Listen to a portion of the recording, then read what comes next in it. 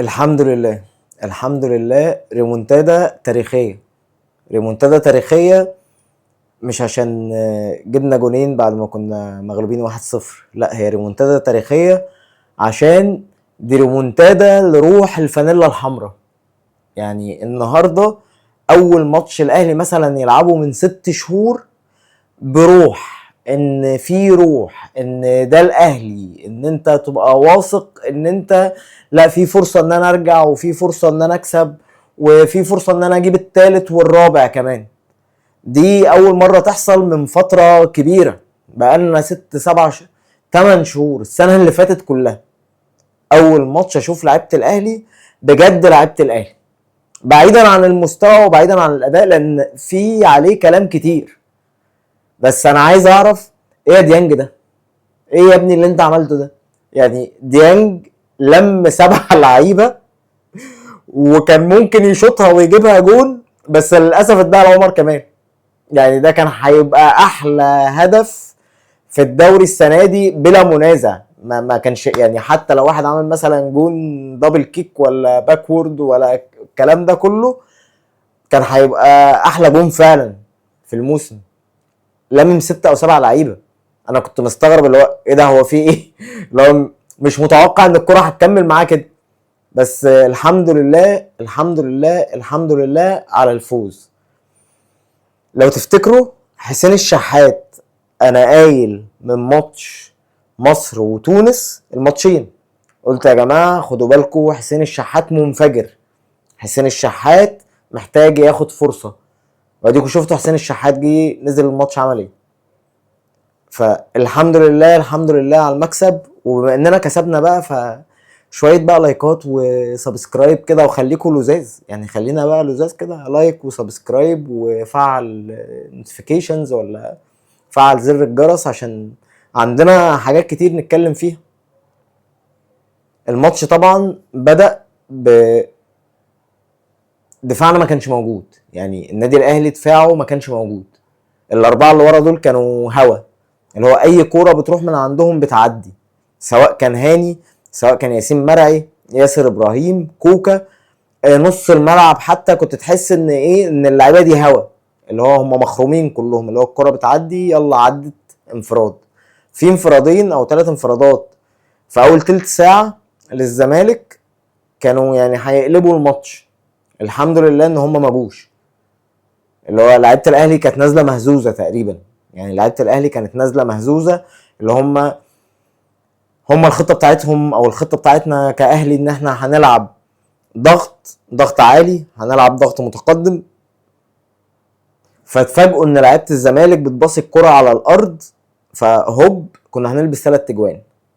بعديها الماتش بقى ايه؟ متوازن. ما فيش هجمات خطيره للاهلي وما فيش هجمات خطيره للزمالك، لحد طبعا الكرة بتاعت ضربة الجزاء بتاعت الزمالك، وهي ضربة جزاء صحيحة مفيش فيها نقاش. زي ما ضربة الجزاء بتاعت حسين الشحات صحيحة وفيها نقاش.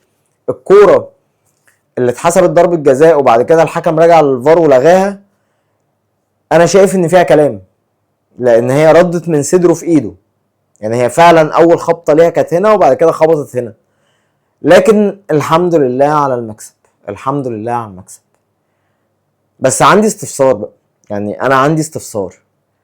حسين الشحات لما نزل، وانا مش مع ان هو كان قاعد دكه ونزل وهو فايق، بالعكس انا متفق تماما مع الراي ده.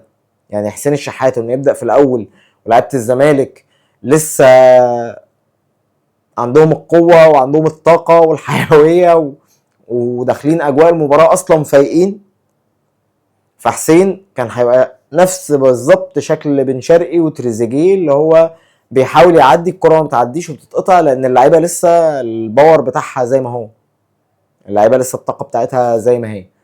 لكن لما نزل وشاف الملعب، وكابتن عماد النحاس، كابتن وليد صلاح الدين وجهوه ايه الاخطاء اللي في الملعب، فهو نازل شايف الماتش وعارف هو هيدخل ازاي وهيلعب ازاي.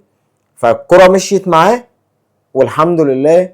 يعني الجون الاول جون بديع، محمد شريف ودع حسام عبد المجيد، يعني ايه، دخله الجون مع محمد صبحي، وحسين الشحات حطها حلوه، فالحمد لله. وطبعا ضربه الجزاء تريزيجيه يعني كنا كلنا حاطين ايدينا على قلبنا، لعبها في النص والحمد لله ان محمد صبحي ما فضلش واقف في مكانه واترمى على الناحيه اليمين على اساس ان يعني تريزيجيه بيلعب بيمينه فدي العدله بتاعته، فالحمد لله الحمد لله.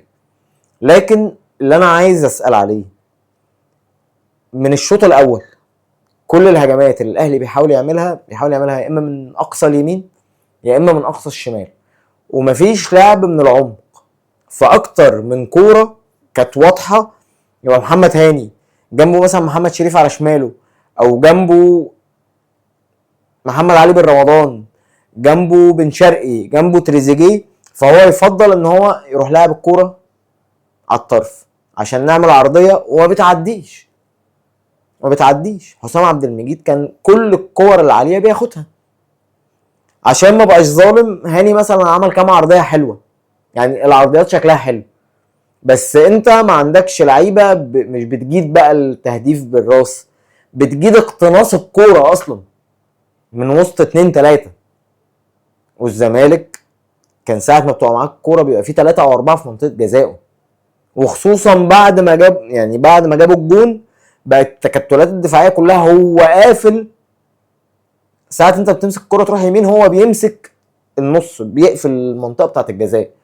فانا ليه مصر ان انا لازم العب عرضيات، لازم العب كور عرضيه سواء من اليمين او من الشمال، ما بتجيش. الحل كان بسيط جدا، حسين الشحات لما نزل ولعب من العمق، الاهلي والله العظيم في اخر 10 دقايق بعد الجون الثاني الاهلي كان قادر ان هو يعني يخلص الماتش 4، على الاقل كان يجيب جونين، يعني على الاقل كنا نجيب جونين، لان خلاص هم قافلين. هو خلاص اي كرة بتترفع بتتقطع، اي كرة بتترفع بتتقطع، اي كرة بتيجي من على الجنب بيروح حاطط لك رصاص لك 3 لعيبه حتى ما بتعرفش تباصي، العب على الارض. يعني في اي تدريب كوره لمبتدئين في مدرسه الكوره بتاعت اي فرقه، كل ما اللعيبه بتقعد ترفع المدرب يقعد يتنطط لهم يقول لهم العبوا الكوره على الارض. مجرد ما لعبنا الكوره على الارض حولنا الاستحواذ السلبي لاستحواذ ايجابي وجبنا جونين. وعندي امل وعندي طلب وتمني ان احنا ما نزودش في الكوره. يعني بن شرقي عديت من واحد او استلمت الكوره في مساحه كويسه بصيها على طول او شوطها على طول، مش لازم تحاول تعدي من 1 و2 و3 و4. تريزيجيه نفس القصه، محمد علي بن رمضان نفس القصه، محمد هاني نفس القصه، محمد شريف يعني هو الاسيست اللي عمله، فمش عايز اخبط فيه النهارده، هو الراجل عامل اسيست وعامل اسيست حلو، فمش هتكلم عن محمد شريف. يعني محمد شريف ما عملش حاجه اصلا، يعني محمد شريف ما عملش حاجه غير كره الاسيست، فتمام. يعني مش عايزين نتكلم اللي هو ليه بزود في الكوره؟ ليه ما ببصيش للقريب مني او ما ببصيش للفاضي؟